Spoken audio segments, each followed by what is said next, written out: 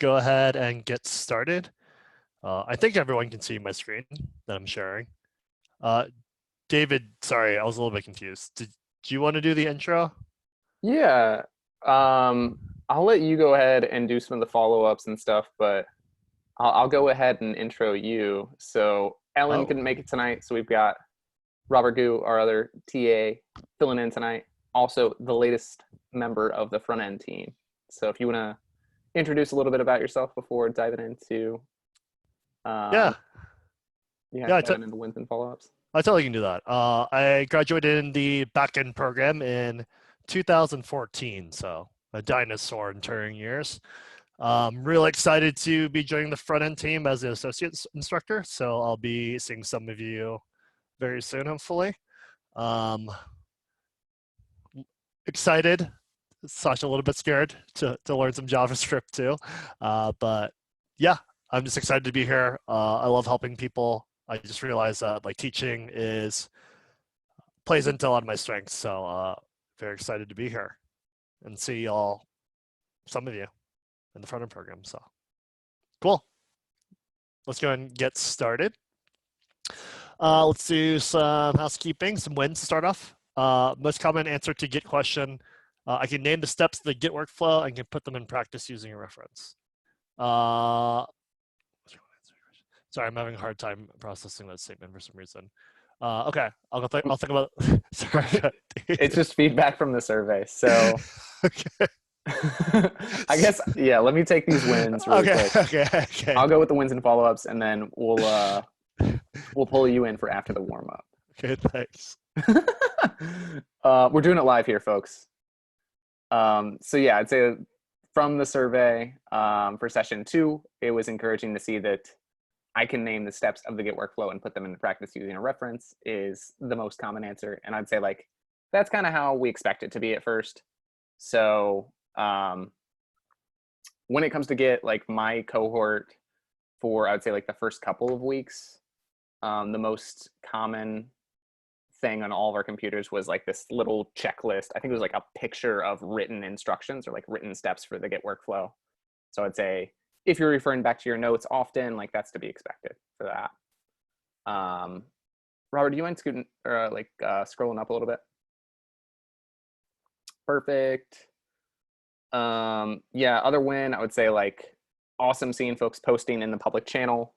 That's the best way to get your answers quickly. A couple of people have DM'd me, and I would say if it's a technical question, I may intentionally not get back to y'all for a little while. I would say like if you post in the public channel, you'll likely get an answer a little bit more quickly. And I think that you're more likely to struggle with it or like try a couple more steps before you take that step of posting in the public channel. So I think like that's what I default to. But if you message me, I'll probably wait a day or so for the technical stuff. If it's something more personal, I'll try to get back to you all right away. Some other follow-ups. Yeah, I think someone asked this in the chat already, but we're a little bit behind in the homework grading, but we should get everyone session 1 homework feedback back to everyone by the end of the day tomorrow. So keep your eye out for those. And I would say like if there's any suggestions there, those are definitely to like for your benefit, and they can also change your grade. So definitely take those to heart. Just going back to those expectations for Mod Zero. What else we got? Yeah, I'd say like make sure you're checking Slack at least once a day for any updates. And one last follow-up in terms of terminal stuff, you'll always want to make sure you're at your home directory or below. As soon as you get above the home directory, this doesn't come up with this group, but you can like cd ... above your home directory, like to the parent of your home directory. I would say like that's kind of the danger zone. So always make sure you're at your home or above. I love the demo from Robert. Yeah, don't go up there or suffer the consequences if you do, I suppose. Yeah, Robert, you want to take over from here? Yes, I think I can do the rest. Thank Cool. you for tagging in there. All right. Of course. Real briefly, we will go over some keyboard shortcuts in both your terminal and also in Chrome. And so you should also learn and practice these terminal and Atom shortcuts as well.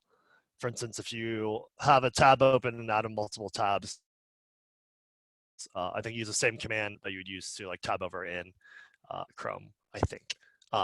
Cool. So why don't you practice some of these shortcuts in your own terminal and also in Atom and Chrome, and then we can get back together and talk about some of your favorite ones.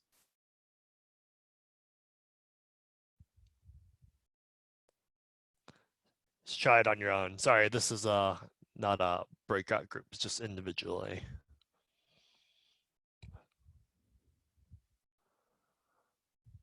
And just after you've done a few of them, maybe paste your favorite one in the chat. Or maybe one shortcut that's not on this list.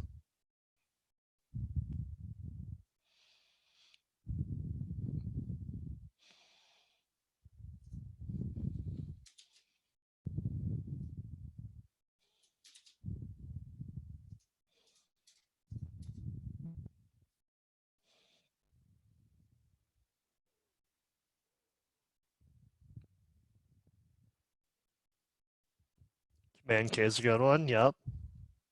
A lot of Command K fans.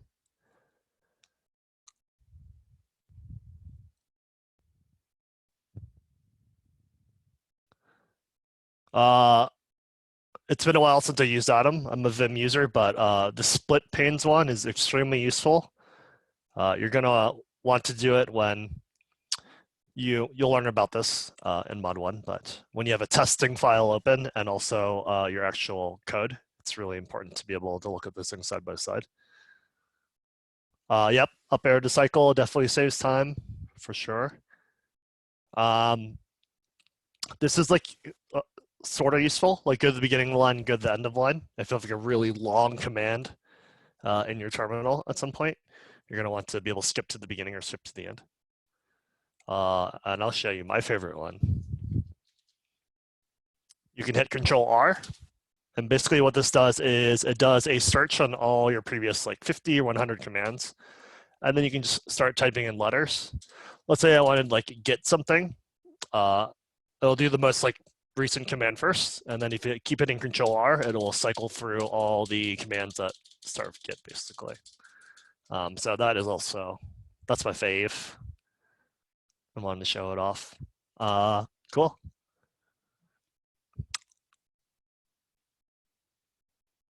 Control C to stop any terminal process is going to be really important as well. So if you have something running like a server or other things, like doing Control C will be super helpful for that. Cool. So let's do some breakout groups.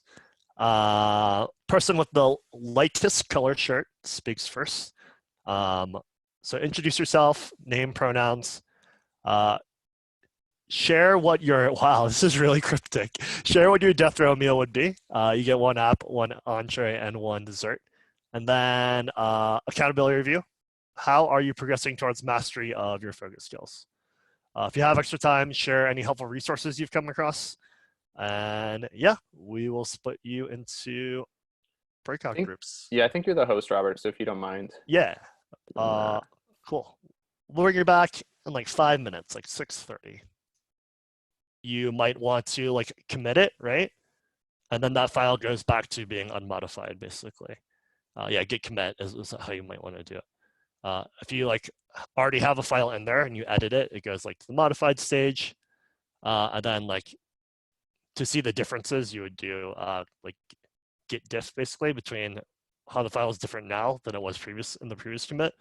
And then you could stage a file by doing add, and then commit would go back to the unmodified state. And if you just remove the file, it goes from unmodified to untracked. Cool. So we'll start by repeating the group git exercise from Tuesday's session. This may seem repetitive, but each time you practice, you gain muscle memory and procedural understanding. One other thing I want to add to that is do your best not to copy and paste any code. Getting the like physical typing skills. There's something about like interacting with the data, like taking your notes by hand, that helps you memorize it easier, and that'll be really important. Cool. Today's driver will be the person who is born closest to the state of Indiana, where David's from. Everyone else will be Hoosiers. navigators. Hoosiers. Everyone else Right. will be navigators. Driver, remember not to type anything that is not yet brought up by a navigator and discussed in the group. So that's really easy to do as a driver. Like you're like, oh, I really know the answer. Like, let me just type it up, but don't do that. Get some group discussion and consensus first. Yeah, like I said, driver will be the person typing commands. Navigator should be the one who brainstorm of what comes next or what to type. In addition to naming the steps, discuss why are you doing each step and what exactly is taking place in each step. If you feel comfortable with Git, your job is to hone your explanation and communication skills. Many companies in the industry that place far more weight on these professional skills than me, a technical superstar. And just to discuss that as like from a real world perspective as being a programmer. I mean, my job previously was like 60% communication, like 40% like programming, maybe even like 70-30. So being able to communicate well and organizing people and things and ideas is more important. So cool. I will do the breakout groups. How long do you want to give them, David? Like 10 minutes? Yeah, I'd say like 12 minutes, 12 minutes? Okay. 10 or 12. We'll bring you back at 6. Wow, math. 57. The chat, I'd be curious to see how far did y'all get? How many times did y'all get through that? Say like at least once. One time, cool, super good. Almost finished the second time. I love it.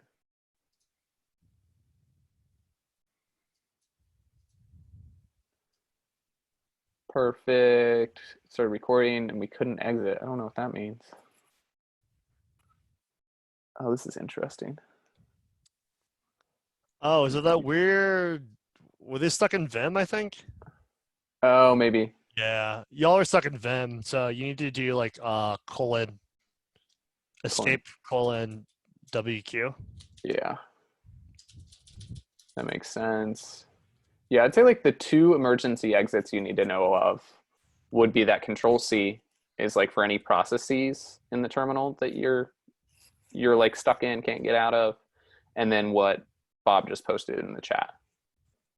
Colon WQ or colon Q exclamation even. Lyle, the only reason I would suggest against using like get at all or like get at dot basically is you shouldn't be doing this, but let's say you're in a situation where you change like 5 files at once, and you only want to add like 1 or 2 of those files to your commit. If you add them all, then you have to go through the process of what's called like unstaging them, because like they're all in the staging environment, and like that's a command I don't know off the top of my head.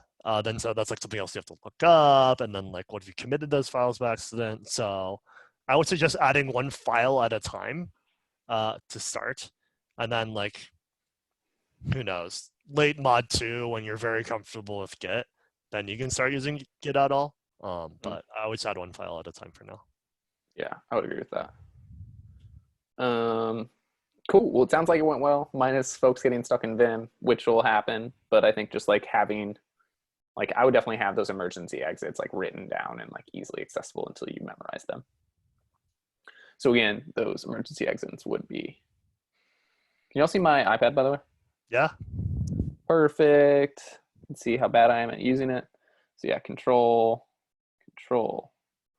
plus C or colon WQ, or even like colon Q exclamation, all kind of work. Can you show us what Vim is? Whoa. No, we don't need to get into that. Vim is just basic. Vim at a high level is just like a command line text editor that you need to be kind of fancy to use because it's all based on keyboard commands and you cannot use your mouse. Whereas we have y'all use Atom because it is it's like a GUI text editor. So there's some niceties built in. You can like click around instead of having to totally navigate using your keyboard. But yeah, let's go ahead and do a little bit of review before diving into GitHub. So first things first, I would love it in the chat if y'all could try your best to define what Git is.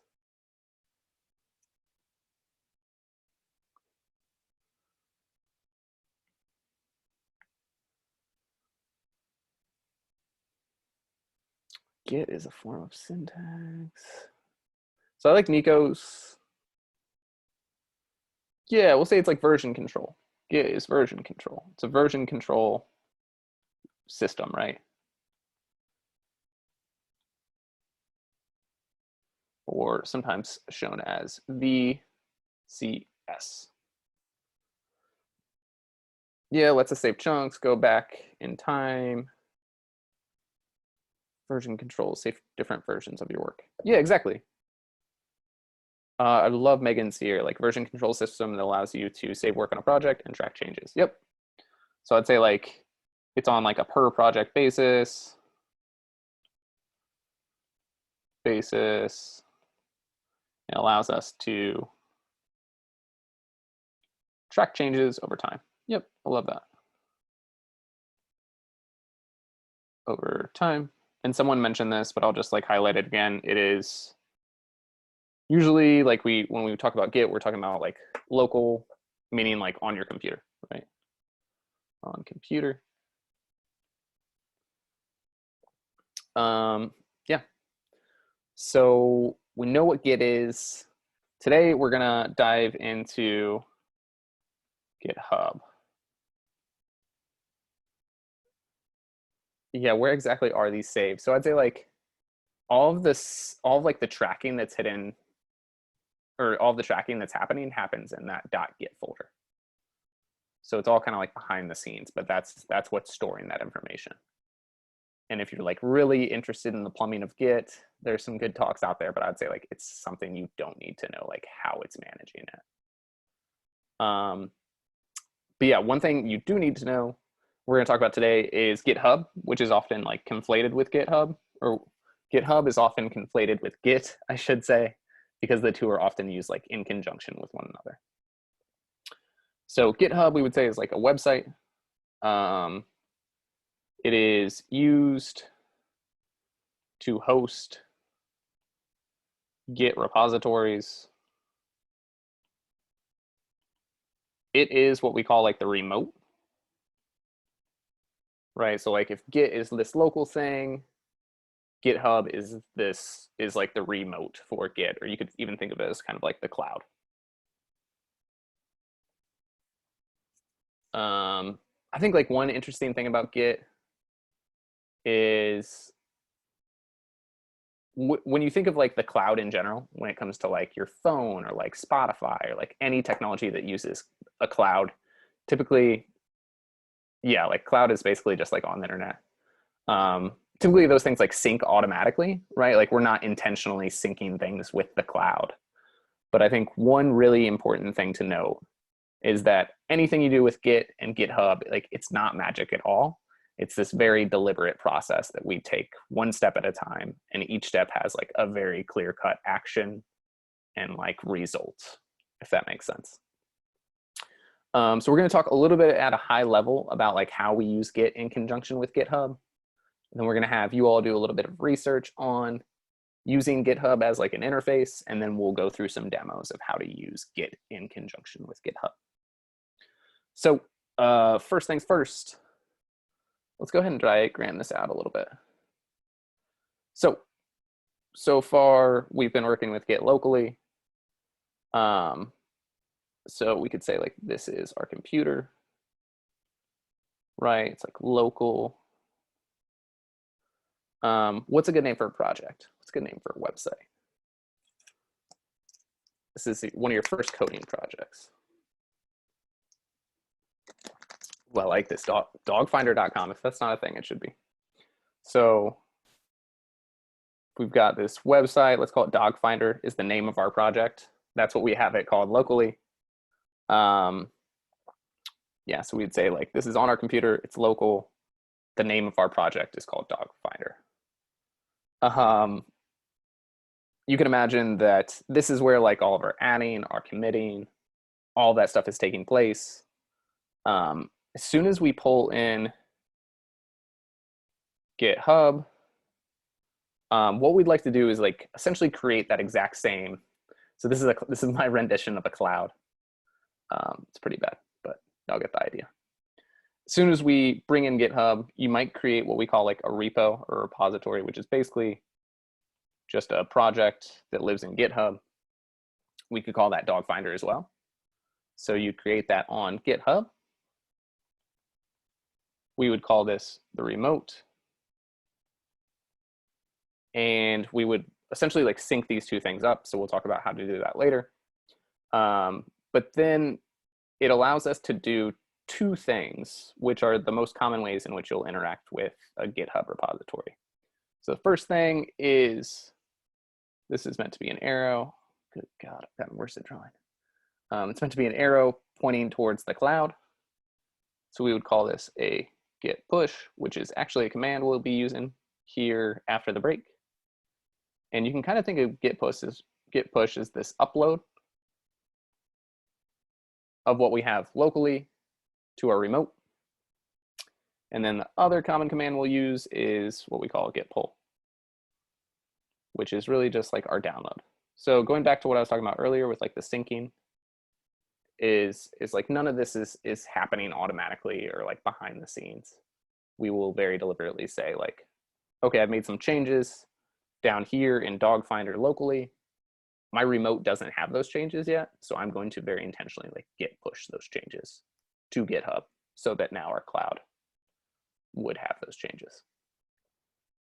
Some other definitions I think are like important to note here is, actually let's just do one more.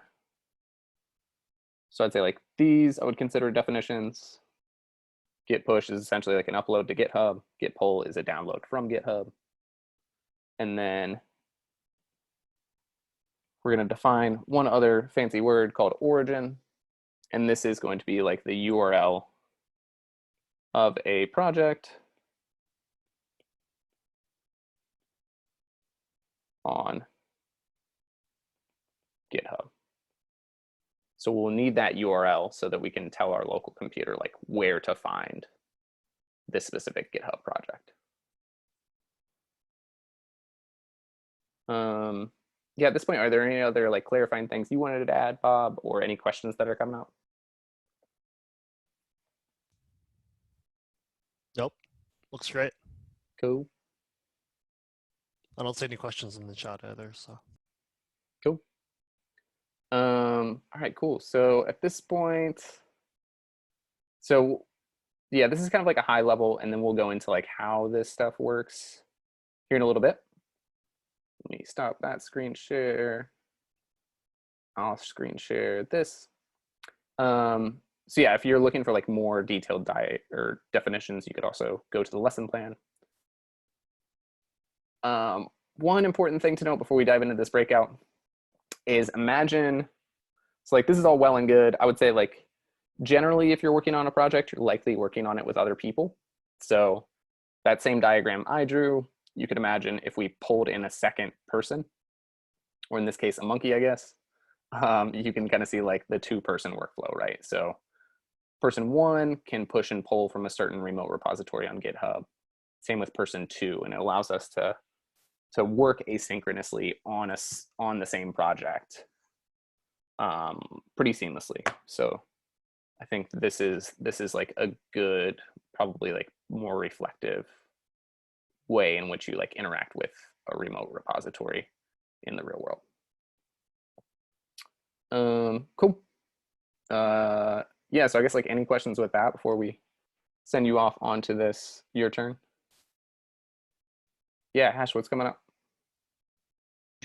Hi, question, and maybe we'll get to this later, or you'll tell us about it. So for example, say you have, your Dogfinder in the remote, both of you pull the same file, both of you make your own edits, and you both, push them back to the cloud, whose edit does the main one get, the main Dogfinder, who's the boss, I guess, I don't know. It's all done on a rolling basis. That's a great question. So I'd say like this is something that you probably won't encounter during mod 0, but you're bringing up the dreaded merge conflict. And I would say it's all like a rolling basis. So like essentially whoever got the update there first, that's going to take precedent. And then each time you like push changes or like, yeah. So yeah, there would be one main file, and then anytime it like automatically updates the master file that's on the cloud? Yeah, you could think of it that way. Yeah, so we're not going to dive into branching either, but I think like at a high level, you've got it right. Totally cool. I that's fine. It just popped in my head, so I figured. Yeah, I'd that's a ask. great clarifying question. Yeah, I would say like generally to answer that question, like if you're editing the same part of the code base, you're gonna run into conflicts. And we won't talk about that in Mod Zero. But like there's ways to resolve them and like make things all good. Yeah, thanks for bringing that up. Cool. So at this point, if there's no other questions, let's go ahead and have y'all just like check out GitHub and try to answer these 6 questions. So we've got, maybe do this as a group. So we've got 5 different repos here that you can take a look at. So pick one of these and just try to discern like what is the project about, how many commits have been made to the repo, and I'll stop reading these at y'all, but try to get through all 6 of these questions, and we'll try to keep this one a little bit shorter. Let's say maybe like 8 minutes, maybe a little bit less. I think that seems reasonable.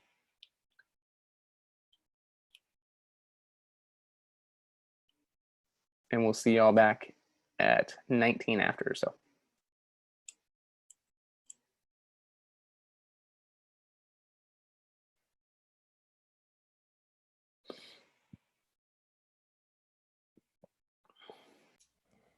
All right, are we still waiting on some folks? We have everybody. Cool. All right, I would love a volunteer at this point to walk me through the solutions your group came up with. Yeah, Caleb, what's coming up? What you got? If you want to let me know like which one y'all chose and then kind of like walk me through it. Yeah. I'll be your driver. Okay. We chose the free programming books. Cool. And we went to their intro page, and they said that it was a list of free resources for programmers, and it began as a Stack Overflow, and it grew into a repository. Where's that intro page? Can you? Yeah. So if you scroll all the way down, you'll go to perfect. a section with a markup. Yes. Marked as README. I like it. Okay. And now, if you pop to the top, again, along that top bar, you can get a lot of info, including how many how many commits it has. I like it. Where would I find those commits? It would be right above the list of files there. There's a little bar with commits, branches, and some other things. Cool. Is that the second? Yeah. So the first question, I'd say like nailed it. For any repo, the README should be like the best like high level documentation for like what that repository is all about, like what that code base is trying to solve or like what it's all about. So I'd say like nice work here. And yeah, I can't recall. So the second question you said was how many commits? That's correct. Nice. And quite a few is the answer there. Yeah. And then I think the next question after that was how often was it updated? Uh-huh. And we clicked on, let's see, how did we get there? I think it was we clicked on the number of commits, and it took us to a link to a page where it showed a full history of the edits and stuff. This page here? Yes. And we just sort of scrolled through and got an idea, and they said that they update pretty much every couple of days. Yeah, I like it. I would do the exact same thing. I would say like that's the spot to go. What Git command is this most similar to? The history command? Not quite. So that's more of like a terminal command that's not related to Git. Okay. But there's a specific Git command. that this is like totally pulling from. Oh, Angela says the log command. Exactly. Yeah. So like you can kind of think of like your remote git log in GitHub. If you just go to the commits page and like click on commits, it's the exact same thing. So it's a really nice like sanity check to have. So you can like look on your local machine, be like, all right, git log, what does that say? And then check in GitHub this commits page. So yeah, nice work.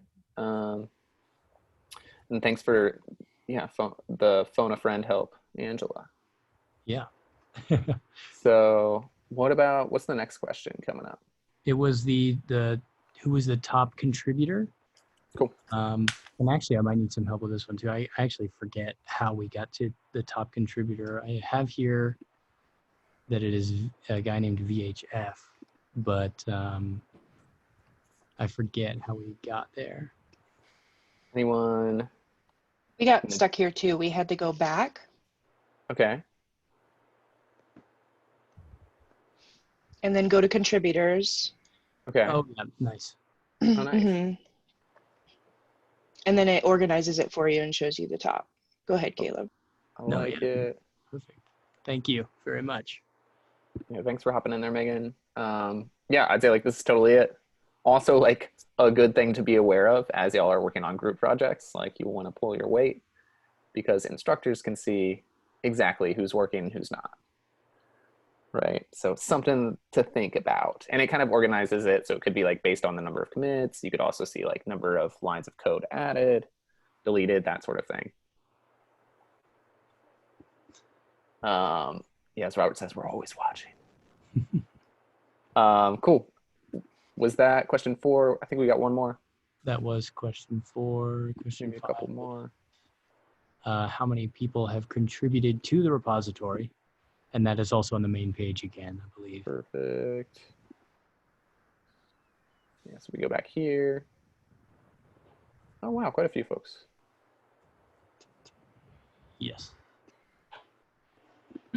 Cool, some good find there. And question 6. And that would just be to move on to another repository. Oh, perfect. Easy done. Yeah, nice work. Thanks for volunteering, Caleb. Yeah, hopefully that's helpful for just like how you might navigate a GitHub repository. It's something you'll all be doing quite often. Lyle, sorry for creeping y'all out with we're always watching you, but you know, you got to pull your weight. You got to be making those commits, making those updates.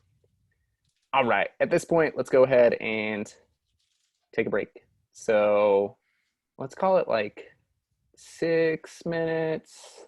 So feel free to turn off cameras, mute yourselves, and we'll come back together at maybe like 32 after. So Priya, saw your hand go up. I will answer whatever questions coming up after the break.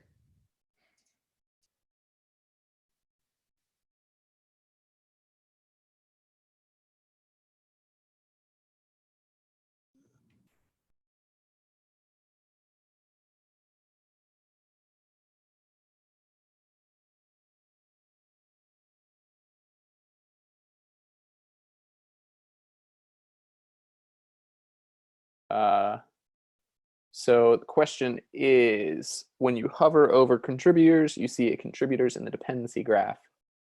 What does that mean? So this is the first time seeing this. Like GitHub's getting so fancy with their analytics here. So if we scroll over contributors, we can see that it looks like it's breaking it out into the top is like direct contributors. So my guess is that's folks who are contributing directly to this repository. And then it looks like dependency graph means like the dependencies for this repository. So that means, if I'm reading this correctly, it would be like any code. So this is getting into something that's like a little bit outside of the scope of Mod Zero, like for sure. But I think it's interesting that like many code bases use code that's already been built. So those dependencies would simply be like other code bases that they're utilizing in this code base, if that makes sense. And I think that they're saying like the contributors from the dependencies graph would be like folks who have contributed to those dependencies. That's how I'm reading that, at least. Robert, what do you think? Yeah, that's exactly how I would phrase it or guess. That's what it is. Yeah. Is a color bar the different languages for this? Yeah. Or at least it used to be. Yep. Yeah, cool. It's mostly Python, a little bit of Shell, which we talked about on Tuesday's lesson. So that's also kind of interesting. Y'all will mostly be writing either Ruby or JavaScript. I'd say probably 0 Shell. Cool. Yeah, good questions. All right, let's go ahead and move on. So the next portion of class is going to kind of like bounce back and forth. I'm going to do a demo, so please like take notes, follow along. And then I'll give you an opportunity to try that same thing, and we'll kind of like go with that cadence a little bit. All right. So first things first, I'll open up my terminal. How's this size-wise? Can you all see that okay? That's great, thanks. Perfect. All right, so I'm gonna make a new project. What should we call this? What should our project be called? What did we call it earlier? Dog Finder? Make dir Dog Finder. Is that a real site? I hope it is. Should be. All right, so I've CD'd into Dog Finder. What command should I use, maybe in the chat, to turn on Git tracking? All right, Git init. Cool. I like it. Nice work, y'all. What about if I want to check like how my Git tracking is going? Git status, dig it. Cool, so it's saying on branch master, no commits yet. It says also nothing to commit, so create copy files. Let's probably make some files up in here. So we can say dogs.txt, makes sense. Now if I run git status again, it's gonna say we got some untracked files. Cool, so what should I do at this point if I wanna add this file? Git add dogs.txt. And finally, we want to save these changes to our code base. Git commit. And how should I pass this message? Close, Michael. We want that first letter to be capitalized. We'll say initial commit. Love it. What if I want to see all the commits I have? Git log. Dig it. Looks good. So we got one commit. All right, at this point, let's go ahead and get this thing hosted on GitHub. So we go to github.com. I don't want that. I guess that works. If you're on like any page on GitHub, you can kind of like go the same route. So I'm going to click on this like top up here in the top right-hand corner. You can see this plus sign. I'm going to click on that. We'll go over to new repository. Who has a guess what we should name this repository? We can name it anything we want. But yeah, we should name it the exact same thing we named it from the command line. So we can say Dog Finder. Wow, GitHub's so fancy. They're always adding new things. It tells me if it's available. It's so nice. So yeah, we'll call it the same thing. We called it Dog Finder down here somewhere. Sorry, my Zoom stuff is in the way. So we want to call it the same thing. So Dog Finder looks good. We'll leave it public. And then note this, it'll say skip this step if you're importing an existing repository. Since we do have this Dog Finder already locally, we're going to skip this step. So let's create this repo. Cool. So here we have like a few options for essentially like adding our repository to GitHub. Based on these three options, what do y'all think makes the most sense? So we have or create a repository on the command line, push an existing repository, import code.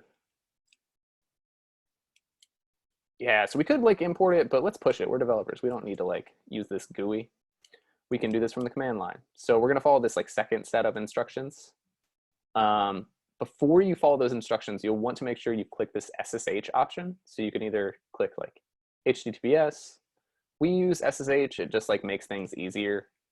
They're like two different types of protocols for how our terminal can talk with GitHub. SSH is what y'all set up in your Mod Zero pre-work. So we're going to stick with that.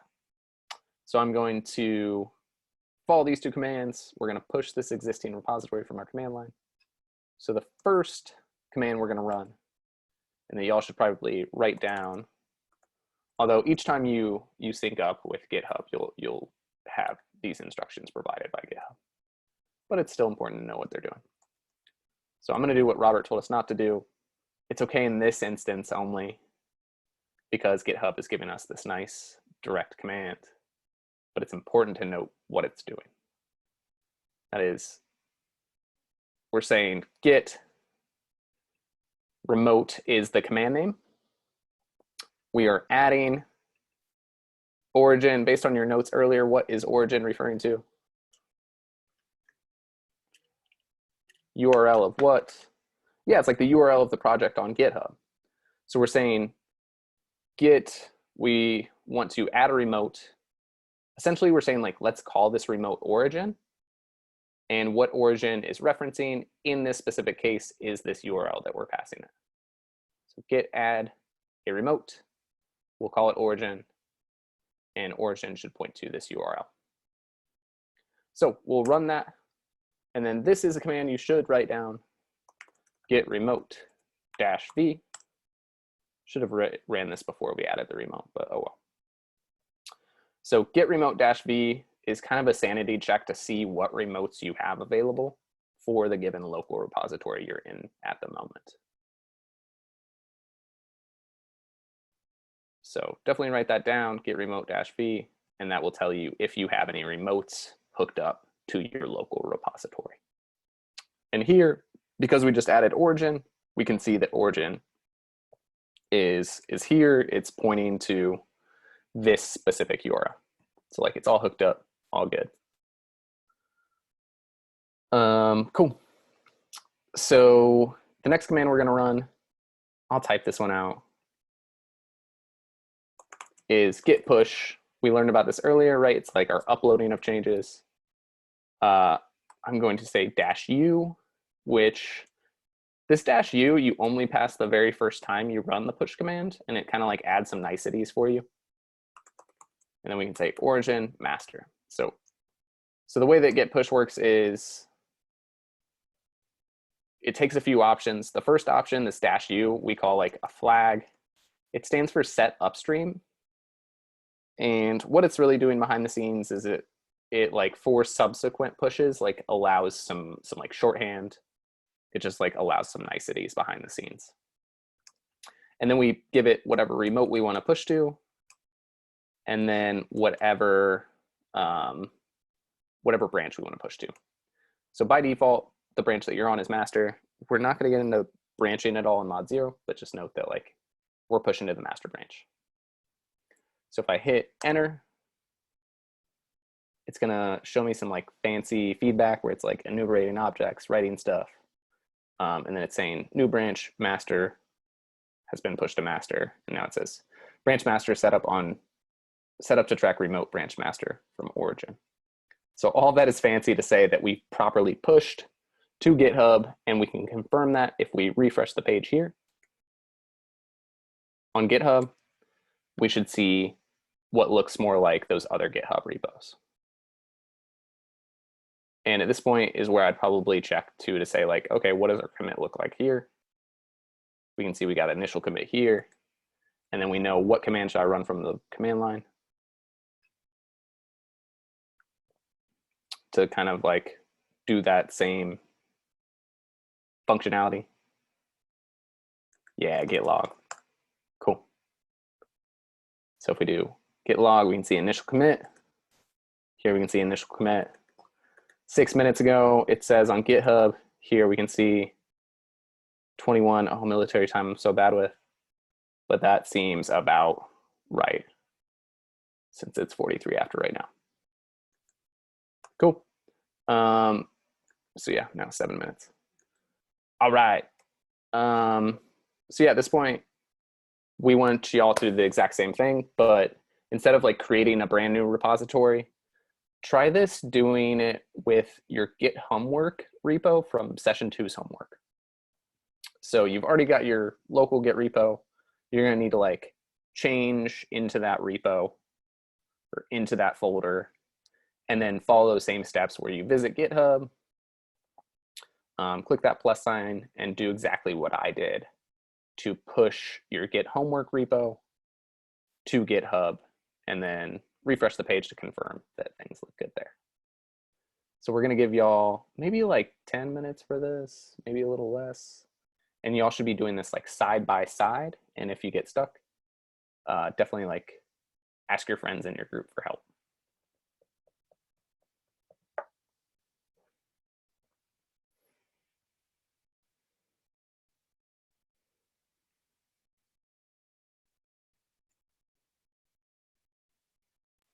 Is really just like if it's red, that means that you still have certain things that need to be added. Okay. So you still need to notice that it says no commits yet. You've got this untracked file. Okay. So you would need to add that file and then commit it. So git add my Git homework. So you do git add on like a file by file basis. Yeah. So what would you add in this case? Git add and then file name. Yep. And what specifically? Git add git underscore homework. Right? No? So you're in the Git homework directory. Yeah. And based on Git status from your previous, like when you previously ran Git status, Yep. it's telling you got an untracked file. So my untracked file would be the session 3 Git practice. Not quite. No. It's when you ran Git status just before this. So you want to look before or underneath Git status. Git status, not a git command. C git dash help. That's a git command. Well, you spelled status wrong in that first one. Mm-hmm. Oh yeah, okay. Branch master, no commits yet. Use git add file. Quotes. Bingo. Okay.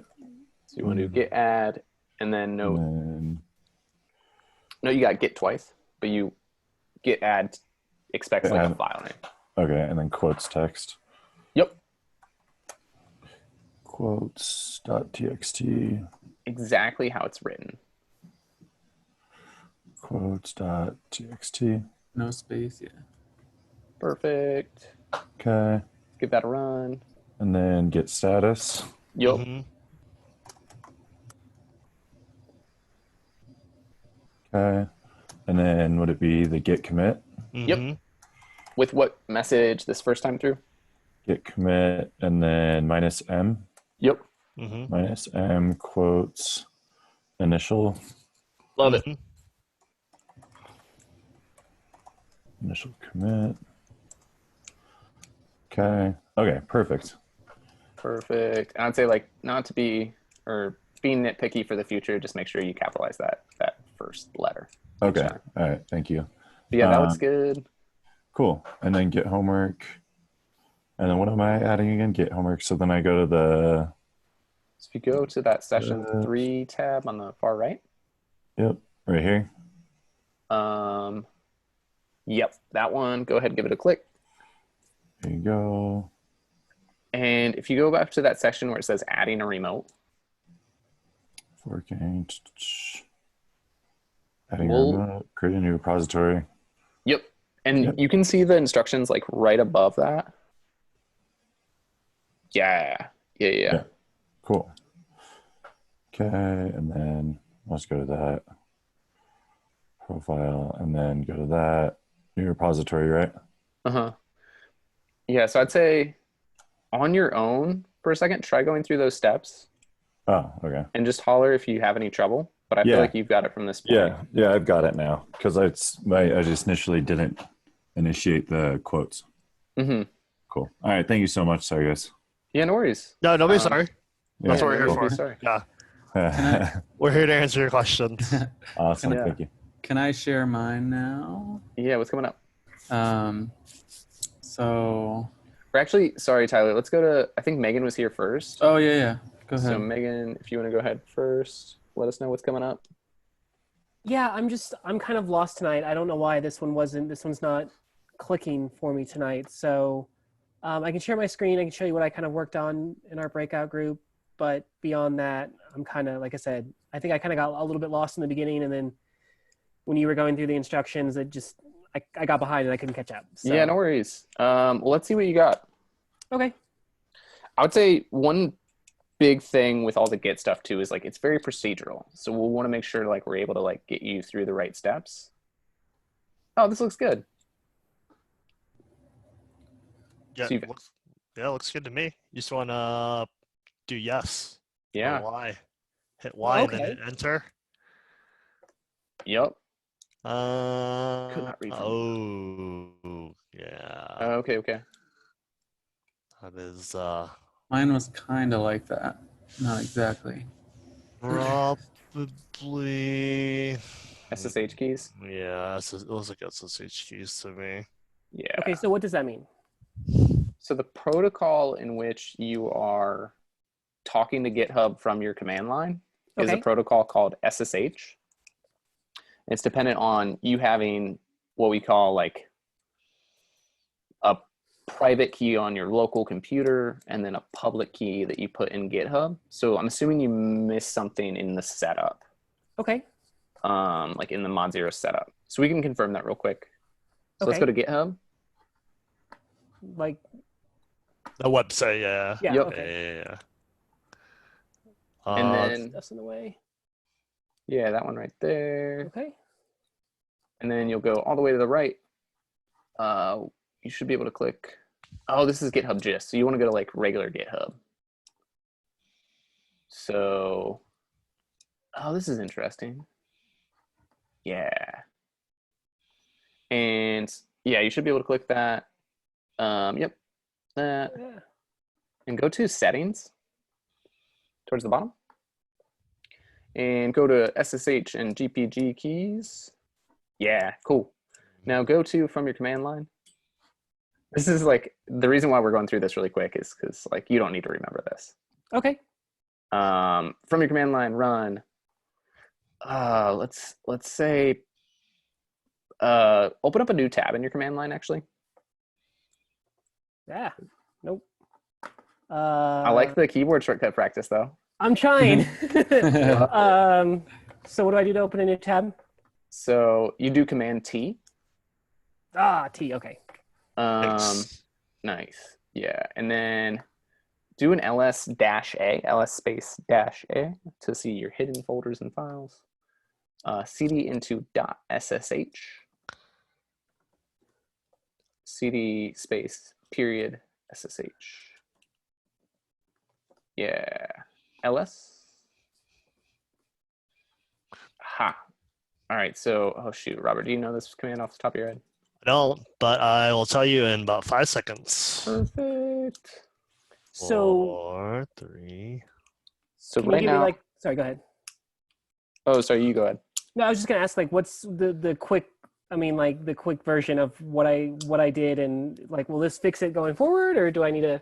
Quick version of what you did is I think you just missed some setup instructions, Okay.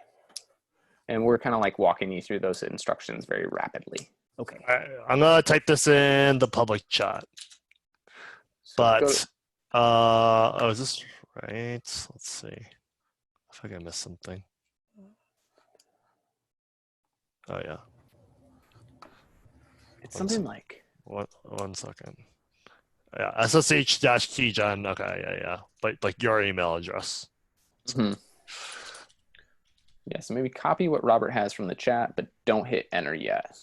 Copy, paste it into your terminal, and then you'll want to tweak it.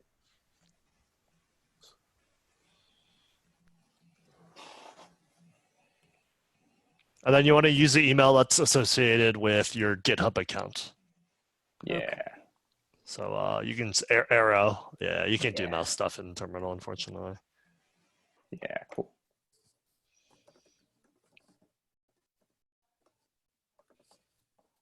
Perfect. Give it a go. Oh, interesting. Isn't like the quotes. Control. Oh, stupid Zoom, new Zoom features. It's dumb. Okay, so you just got to hand type it. Yeah, The email part of it. Control C. Now do up arrow. And now hit, yep, and then go over to the other quote and just replace it with a normal quote. What do you mean? Yeah, so just hit a quote here, Yeah, double quote. and then When go you- over and do one on the other side too. When you copy and paste stuff from different text editors, like I uh, see. I see. yeah, I see the difference now. Yeah. it's real subtle. Super subtle. Mhm. I would say I would prefer no passphrase here, but you could type something. Just make sure you remember it. So if I don't want it, do I just? Just hit enter. Enter. Yep. Enter again. Okay. Enter again. Enter again. All right. Now do. Wahoo. Yeah, so fancy. Now do ls. And do pb. Copy. It's one word.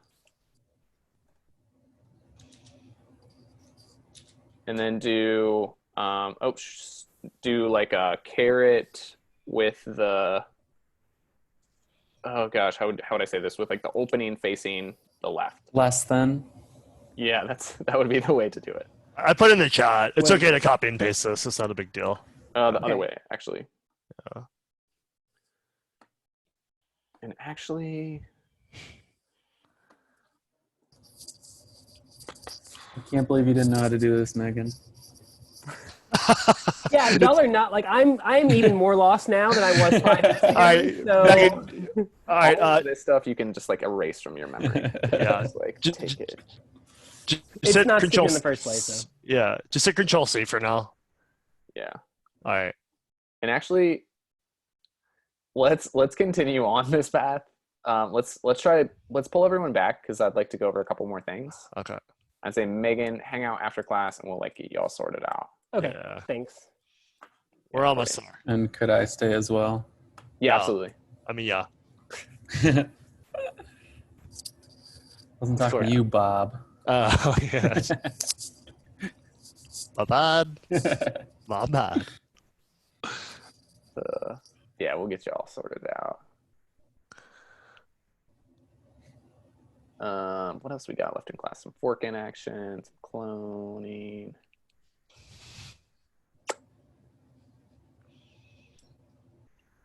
All right. Cool. Do we have everyone? Looks like we're missing 3 people. All right. Man, they're Let's still going at see. it. All right, they're back. Perfect. Cool. So before we get into these other couple concepts, the last couple concepts for class today, any questions coming up in going through that process?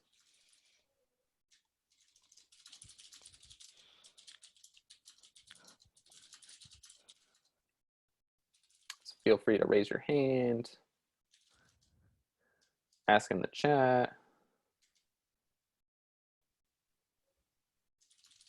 Yeah, Angelo, what's coming up?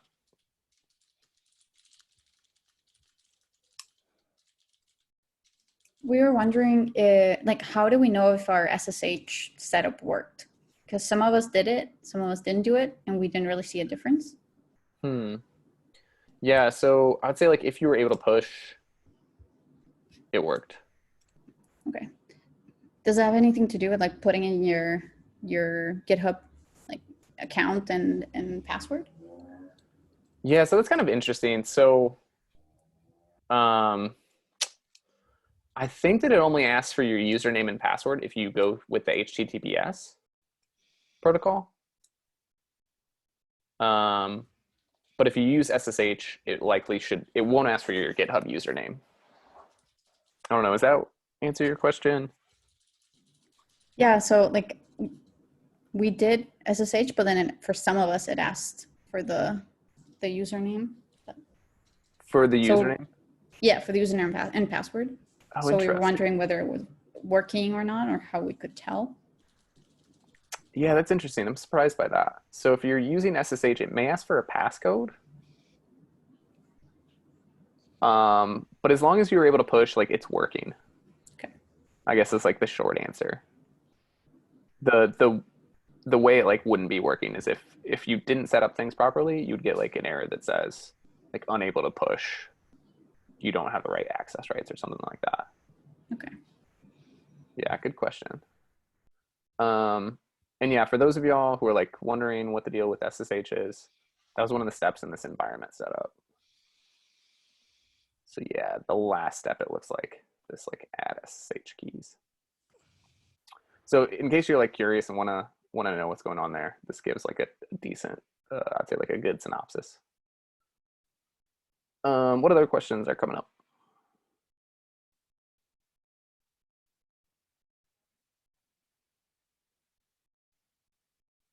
Cool. If there's no questions, we're going to go over these last two concepts like kind of at a high level. And then, or yeah, Tyler, what's coming up? So if we didn't do the SSH, does that mean that we wouldn't have been able to do that? Because I thought it said optional and the SSH was just so you didn't have to type in your password every time, is what I thought I read.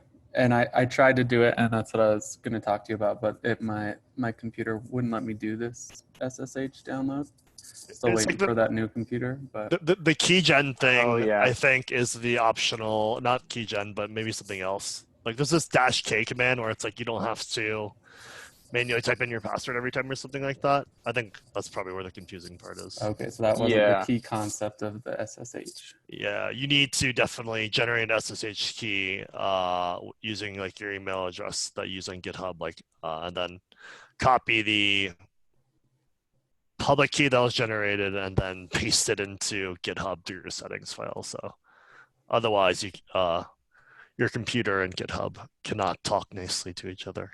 Got it. So you're not Okay. able to push. Thank you. Oh yeah, and that may answer your question, Angela. If you all had some folks doing SSH, but you were still asked for a username, it may be because you didn't use your email that was associated with GitHub on this step. Would that make sense, Bob? I think that's how it works, but I can't say 100% sure. Yeah, this is an assumption. So if we're not totally right there, don't hate us. All right, cool.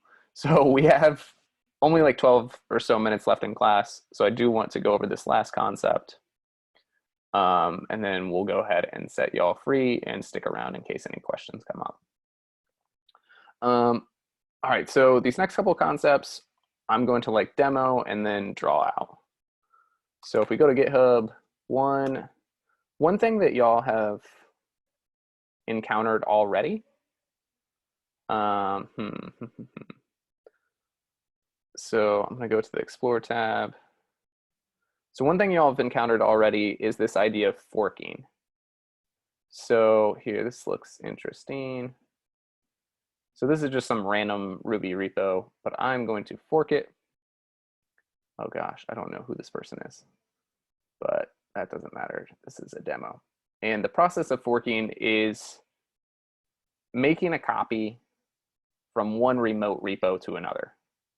So if we go back to that page, notice that this is at, I can't pronounce this, like Ioannis Kousis is the account name, and the repo name is tic-tac-toe. So when I click fork and I make this copy, all it's doing is it's copying the repo completely, but now it's put under my namespace.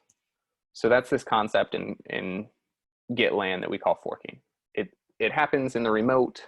It's just taking a repo that lived in one namespace and it plops it into a different namespace. So that's what y'all are doing with your homework gist. You're forking my gist just as kind of like GitHub Lite, but like that's effectively what's happening is you're creating this remote copy.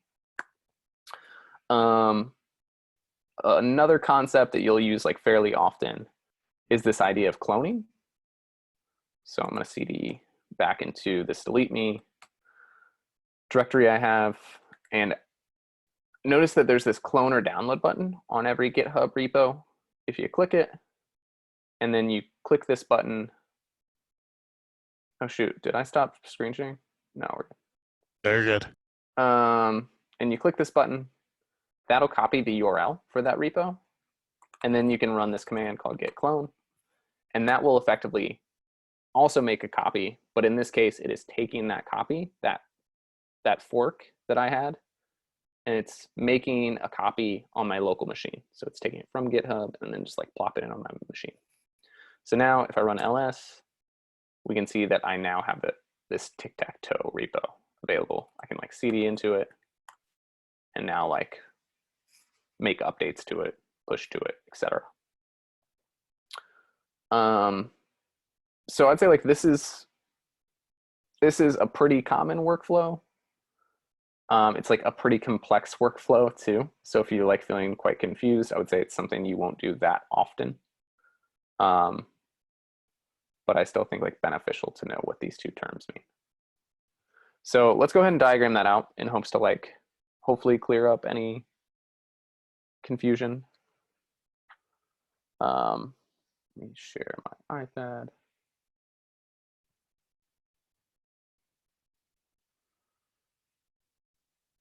All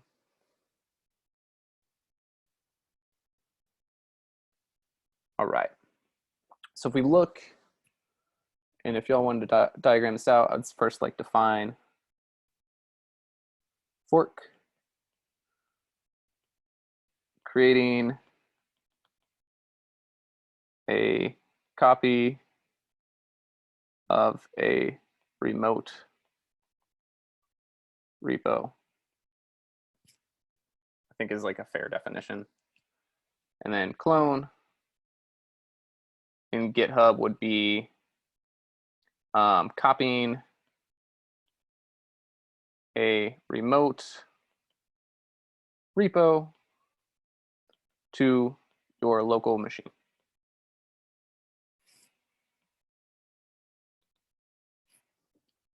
Right, if you had to define those things. So again, fork would be creating a copy of a remote repo.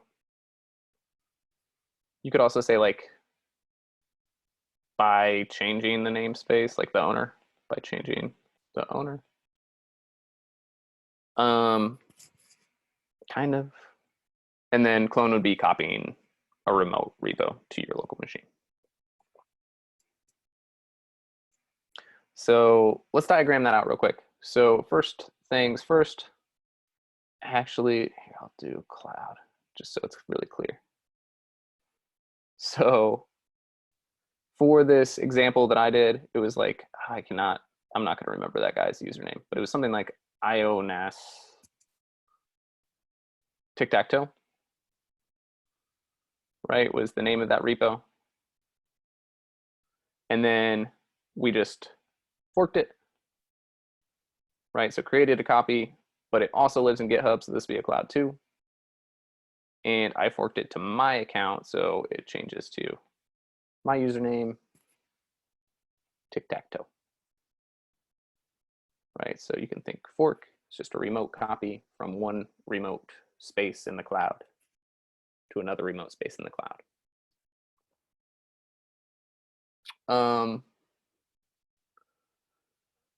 Cool, and then the act of cloning is a little bit different. Like y'all might think this is similar to a poll, but there's like a difference here. The act of cloning is really just taking like what's in the cloud and then placing it on your local machine, like the entire repo. So this would be the act of cloning. So we're saying like this repo that we have in GitHub in the cloud, when we clone it, we effectively just like make a copy and put it on our local machine. And the benefit of this is like so that we have access to it on our machine, but now we have like pull and push access rights to this repo. I guess like that's where the benefit of forking comes into. So y'all probably don't know this already, but like if I were to just clone this repo directly, since I don't know this person or like I don't have access rights to this repository, I wouldn't be able to like pull or push, right? That wouldn't be a thing that I could do. But if I wanted to like make updates to that code base, I would go through this workflow of first forking it, right? And then cloning it so that now I could have pull and push rights to my own repository. So that's kind of like the why, the how for this more complex workflow. I don't know, Bob, any clarifiers there, like things you want to point out? Nope. Okay. I think it's, yeah, it's pretty clear. It's like you fork when you want to use the same like functionality the original repo has that you're forking from, but you want to like make your own changes or like work on it yourself. Mm-hmm. The opposite of fork is merge. Oh, not quite. No, that's like something else. You can think of a merge as more like a push. It's like making updates. You can think of it more like that, but it's not quite that. Yeah, clone is just like a mirror, right? If you think about like Git and GitHub, it's all about copies. It's all about copies of code bases and changes between those copies. So in the sense of a fork, we've got this thing that lives in the cloud. We're just creating an exact mirror clone of that, but also in GitHub. And when we clone it, we pull it down to our local machine. Yeah, exactly. So Eric, I love that. Can you specify a directory to clone a fork into? Yep. So wherever, that's a great question. Whatever the current directory, so whatever directory you're in, when you run that git clone command, let me stop this share. When you run that git clone command, it'll place that copy or that clone as a direct child of wherever you currently are. That's a great clarifying question. For the sake of time, I'm going to go ahead and like go through a couple things really quickly and then wrap things up. As always with our lesson plans, I would say like read these things to note. Probably just like right after class, but that'll go over some like more nuances with this stuff and like gotchas, common gotchas. And then since we kind of ran out of time a little bit, I would say on your own, so this would be a part of your homework as well, but on your own, this is an attempt at trying that same workflow. So we're going to have you fork a repo, you'll clone that fork, you'll open it up in an Atom, make some changes to it, push it to the fork. So I'd say like after class, tonight or tomorrow, I would definitely try that workflow. Just like doing this in-class exercise for practice. But otherwise, I'd say it's like business as usual. We will get your session 1 homework feedback back to y'all by the end of day tomorrow. And then expect session 2 homework feedback by session 4 and kind of like on that rolling basis. But yeah, if y'all have a hard stop, I'd say like feel free to get out of here. If y'all have questions or if you're like running into trouble earlier, Robert and I will hang out and try to answer those questions. Thanks, everyone. Yeah, Luke, what's coming up? Hey, so, and if I'm not looking at just because I got 2 screens. Yeah, no worries. Just didn't want you to think I was being rude. Right, just totally ignoring me. So I was getting an error when I was trying to push the modified, when I was pushing the modified quotes document. Cool. Let's have you, I think it's often like easiest. You could describe it to us, but let's just have you screen share. Yeah, absolutely. I actually still have the error up too.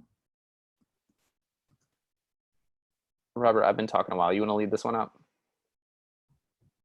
I'll give it a shot. Finally, some Robert time. Yeah, I know. This is what you guys pay the big bucks for. So I can kind of try to walk you through this if you would like, but this is the error at the end of the day that I'm getting. And I imagine you already know what's going on. Maybe. Error. Let's read the error. It says, fail to put, my own screen's in the way, that's why I can't read it. Updates are rejected because the remote contains work that you do.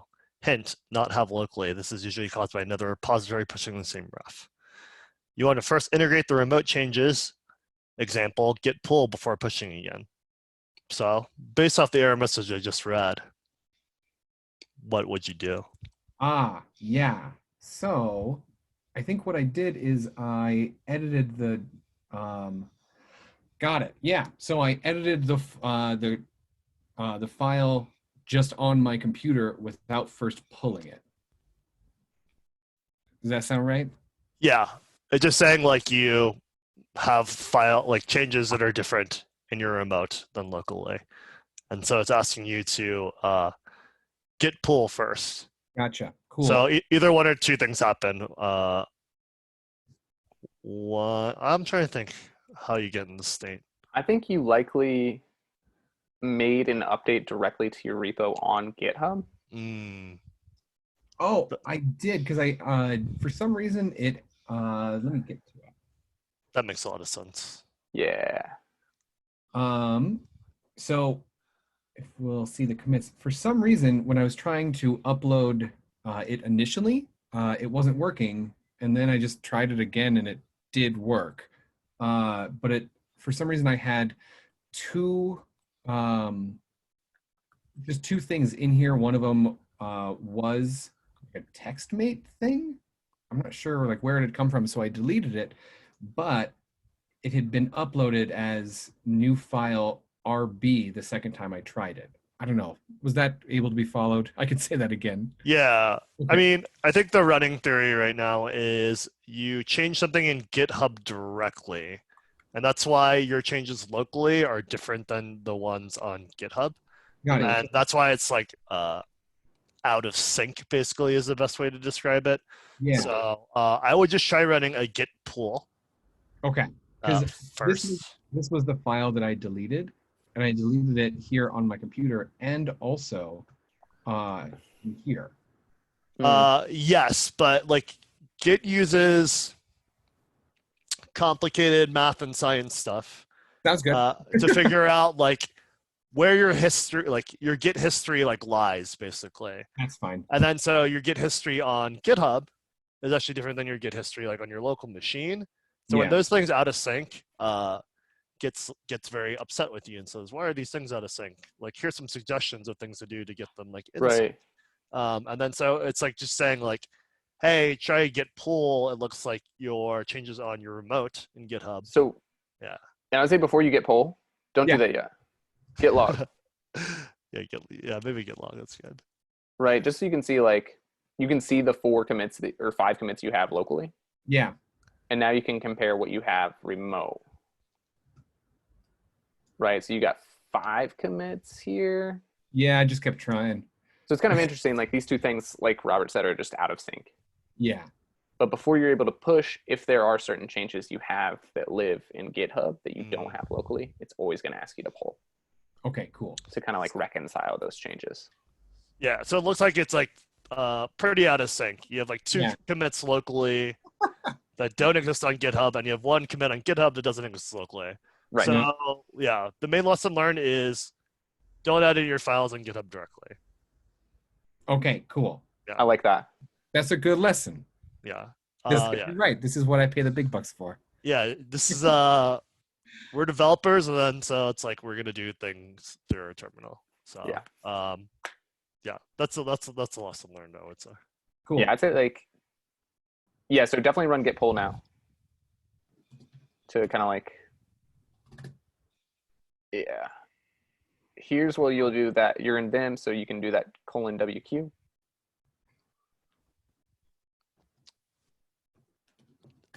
Perfect.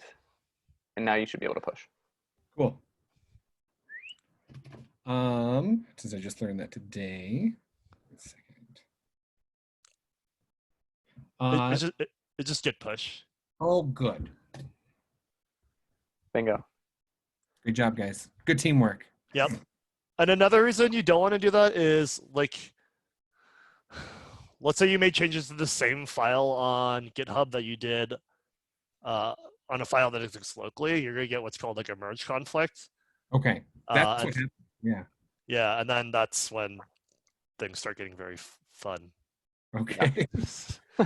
You'll run into merge conflicts eventually, but it's something to try and avoid. Yeah, that's what makes cortisol levels go up for most beginners.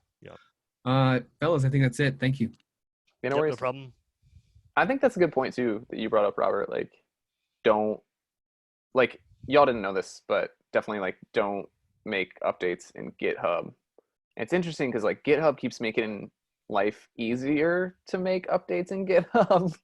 But I would say that's because like there's another market for non-developers using GitHub. Yeah, sometimes less like technical people. Yeah, for sure. That's absolutely what it is. There's like customer service reps that might need to like change a file or something without like having a terminal set up and like adding their SSH key and like doing all that. Megan's running the SSH key problems, so she knows. But it's just like, yeah, non-technical people can do stuff on GitHub without like having a developer's knowledge, essentially. So Mm-hmm. yeah, that's the main reason for it. But as developers, y'all should definitely just use the command line, check GitHub, but don't edit GitHub. Yeah, agreed. Hash, what's coming up with you? So this is maybe something I shouldn't have done, or maybe it's just a different way of doing it. But I I forked and then cloned the animals, best animals, into my Git homework folder, right, which had tracking on it. So when I had when I had cloned it originally, obviously my Git homework folder was saying, oh, look, you added a folder. So there's a change has happened, right? You haven't uploaded or committed the change. But then of course I CD'd into the best animals, added the stuff and then upload and then pushed it and all that's good there. But so when I went back, I wanted to, I added the new folder to the staging area. And then it gave me, it says, warning, you're adding an embedded Git repository. So is that something that you should try to avoid? Is that like that inception of of adding a repository within a repository? Yes, that's bad. Okay. Don't do it. Yeah, you want to initialize Git once. Yeah. In the directory you want to track. Yeah. So essentially, if I were to go ahead, I'm sorry. Go ahead. No, you could like just pull out that subdirectory that you have as Git tracking into another directory that does not have Git tracking, and that would be the easiest way to solve that problem. Yeah. So I should have cloned that directory into another folder, maybe not in the Git homework folder. Okay, fair enough. Yeah, simple question. Thank you. Yeah, I'd say like that's a very common mistake though. And like a lot of times, like this is why like, so if you have a Git repository, the Git repository is tracking wherever Git was initialized and all children, right? So like that's why you can embed. That's where you get like the Gitception. Yeah. And it's also like why it's such a bad thing if you like initialize your home directory on accident or something. Yeah. So it's I guess like the thing to keep in mind is like every Git project should be like in isolation. I figured it was bad with all the hints. So I was like, oh, yeah. And that's the great thing about Git too, is there's a lot of feedback. Yeah, great question. Thank you. And if you want to move that without going to your Finder, I would say look into the mv command. That can move that out.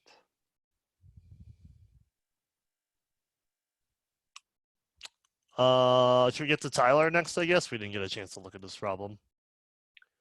Or actually, Tyler, just try the setup on the setup page. Let me send that to you. That's what I was doing while you guys were helping whoever you were just talking to. Oh, nice. So I guess, can I show you my terminal first and we'll double check that that was the issue? Yeah, let's take a look.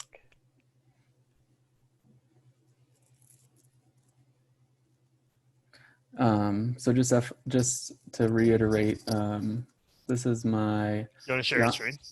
Oh, sorry, I missed that. Remote life. Right. Yeah, get used to it. It didn't just. I thought I could do it mentally. So to reiterate, this is I'm still waiting on the computer because I only enrolled a couple days ago. So this is my fiance's, and we both work for Douglas County School District currently. So I'm not sure if they have like certain things blocked, or I have no idea. But this looks pretty standard. Yeah, I would say. And then I was over here. Did you add your SSH key to we're close. GitHub yet? Yeah. We're close. Yeah, new SSH key. So I tried. Yeah. Then watch this. paste. Control Shift Tab. Oh, you fancy. Is it this guy? Yep, PB copy. But And so PB copy is a fancy way of saying like copy this to my clipboard basically, so I can paste it in later. And it's all that right there. No dollar sign. Nope. Okay. No, you type that in your terminal. Mm-hmm. Oh, okay, I did that as well. Okay, so type in your. Do it again. Yeah, paste it again. Yeah. Bingo. Enter. Okay, now in GitHub, where you had you're adding your SSH key, go back, delete that, and then do Command V to paste. Ta-da! Okay, I actually did have that at first, and that looked wrong. Yeah, that's your SSH key. All that. Cool. Those letters and numbers. It's fancy. So and now then it should be good. Yeah, now try doing the command that you couldn't do before. Maybe it was a clone or a push or something, but in your terminal, if it works. This one right here. Your first pane or tab. Sorry. Oh, from over here. Yeah, because that's where all the errors were. So just try doing git push u origin master.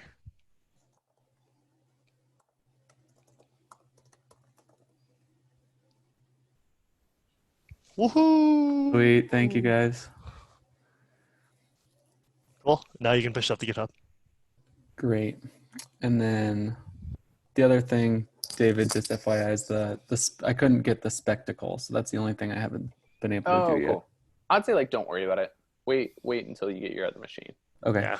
Thank you guys. Mm-hmm. No worries. Have a good night. You too. Yeah. Let me get out of here. And then Megan, we're so close with you. Let's get you over the finish line. I think you're muted, Megan. That's okay. I can unmute you. Sorry. No, you're good. Yeah, that would help. So yeah, I was trying to follow along as y'all were helping Tyler. Oh, perfect. Look like the same thing. So let me share this with you real quick. Yep. We were almost there. Oh, perfect. So I've got this part. So just add SSH key. Just add it. Bingo. And then do I have to re-put in my password, I'm guessing? Yeah, it looks like maybe You just have to tell us. No, I'm timed kidding. out. Don't tell us. It's dot. Yeah, I knew it was something along those lines. Okay. Cool. So Now try pushing to your remote origin, I guess. Well, yeah. Do you remember the error you're getting or what folder? I don't, because remember, like the whole problem was I was kind of lost. Okay. So basically, what I plan on doing now is just rewatching the lecture from tonight. Great. Starting over again, basically. Great. Yeah. Like I said, it wasn't sticking tonight. I think I got a little hung up on the first couple steps, and then by the time I kind of got back to what David was saying, I was already too far gone. So yeah, no problem. Okay. Yeah, Cool. everything should be good. You shouldn't get the error of not being able to push to your Perfect. remote origin anymore. So Let's just Okay. double check. yeah, I wish this was here now. Sure. So go ls. CD get homework.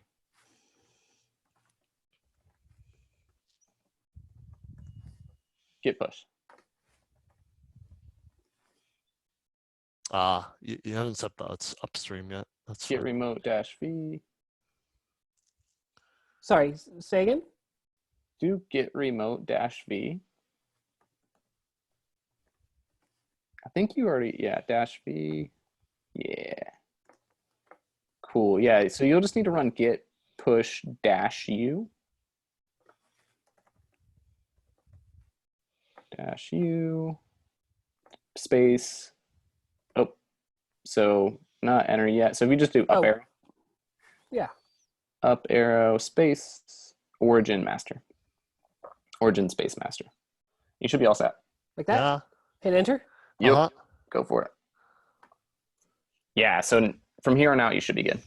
Okay. All right. So again, I'll rewatch it and then figure out what I missed. Sounds good. Cool. Yeah. I'm glad y'all record them because that's a big help. Yeah, I think like it's really easy to get lost during a lesson, so it is really nice to like be able to go back, watch it, add. Yeah. Okay. Cool. Cool. Thanks, Thanks, guys. Megan. Yep. Y'all have a great Yeah. night. See Yeah, you you next too. week. Thanks, you too.